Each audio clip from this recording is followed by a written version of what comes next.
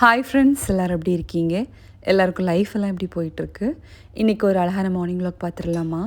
ஆக்சுவலாக வீடியோஸ் போட்டு ஒரு 3-4 டேஸ் இருக்கும்னு நினைக்கிறேன். கண்டிப்பாக என்ன தேடி இருப்பீங்க. பார்த்திங்கன்னா உண்மையாகவே வீடியோ போடுறதுக்குள்ளே மனசே வரமாட்டேங்குது. சிச்சுவேஷன் பார்த்திங்கன்னா அந்த மாதிரி போயிட்டுருக்குது.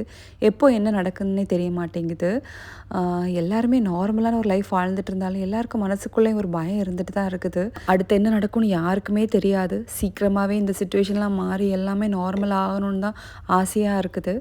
இன்றைக்கி காலைல பிரேக்ஃபாஸ்ட்டுக்கு வந்து இட்லி பண்ணிவிட்டு கூடவே வந்து சாம்பார், சட்னி, அப்புறம் வடை பண்ணலான்னு பிளான் பண்ணியிருந்தேன். தேங்காய் சட்னியோட ரெசிபி நிறைய பேர் கேட்டிருந்தீங்க. நான் பார்த்தீங்கன்னா தேங்காயில் வந்து பொட்டுக்கடலை சேர்த்து சட்னி பண்ணுவேன்.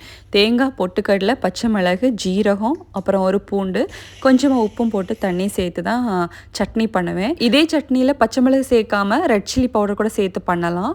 கலர் டிஃப்ரெண்ட்டாக இருக்கும். காலையில் இட்லி பண்ணாலோ தோசை பண்ணாலோ அது கூட வந்து உளுந்து வடை பண்ணால் வந்து ரொம்பவே ஸ்பெஷலாக இருக்கும். குழந்தைங்க நல்லா விரும்பி சாப்பிடுவாங்க. நார்மலாக தோசை பிரேக்ஃபாஸ்ட் அப்படி சொன்னோன்னாலே கொஞ்சம் தோசையா அப்படிங்கிற மாதிரி இருக்கும். ஆனால் வந்து தோசை, வடை, சட்னி, சாம்பார் அப்படி சொல்லும்போது கொஞ்சம் ஸ்பெஷலாக இருக்கிற மாதிரி தான் இருக்கும். ஸோ அதுக்காக தான் இன்றைக்கி வந்து மெனக்கட்டு பண்ணிகிட்ருக்கேன். குழந்தைங்களுக்கு இப்போ செகண்ட் வீக் ஸ்ப்ரிங் பிரேக் போயிட்டுருக்குது. ஆக்சுவலாக ஸ்கூலில் வந்து மிஸ் பண்ண ஸ்டார்ட் பண்ணிட்டாங்க. பாவம் வீட்டில் இருக்கிறாங்களா, எங்கேயாவது வெளியே கொண்டு போகலான்னா கூட கொஞ்சம் பயமாக தான் இருக்குது. பெட்டர் வீட்டில் இருக்கிறதுனே கொஞ்சம் சேஃபாக இருக்கும். ஸோ அதுக்காக தான்.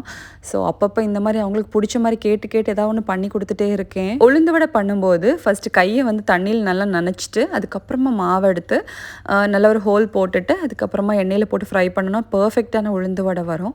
எனக்கும் ஸ்டார்டிங்லலாம் உளுந்து வடை பண்ணும்போது இந்த மாதிரி நடுவில் ஹோல் போட வரவே செய்யாது. அதுக்கப்புறமா செஞ்சு பழகினதுக்கப்புறமா இப்போ சூப்பராக உளுந்து வடை வரும். இப்போ சட்னி தான் தாளிக்க போகிறேன். பார்த்தீங்கன்னா சட்னி வந்து டேஸ்ட்டாக இருக்கிறதுக்கு மெயின் ரீசனே தாளிக்கிறது தான். தேங்காய் எண்ணெயில் உளுந்து, கடுகு, காஞ்ச மிளகாய், ஜீரகம், கருவேப்பிலை இதெல்லாம் போட்டு தாளித்து பாருங்கள், சூப்பராக இருக்கும். உளுந்தோட பண்ணுறோம்ல, அப்போ சில டைம் வந்து ரவை எல்லாம் சேர்ப்போம். முந்தி நான் அந்த மாதிரி தான் பண்ணிகிட்டு இருந்தேன். ஆனால் இப்போ அப்படி பண்ணுறது கிடையாது. வெறுமே உளுந்தை வந்து அரைச்சி அப்படி தான் உளுந்தோட பண்ணுறேன்.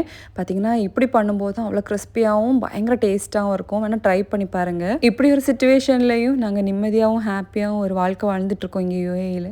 அதுக்கு மெயின் ரீசன் இங்கே உள்ள கவர்மெண்ட் தான். எங்கள் எல்லாரையும் அவ்வளோ சேஃபாக வச்சுருக்காங்க. இன்றைக்கி பிரேக்ஃபாஸ்ட்டுக்கு இதில் தான் சமைச்சு சாப்பிட்ருந்தோம். ரொம்பவே சூப்பராக இருந்துச்சு.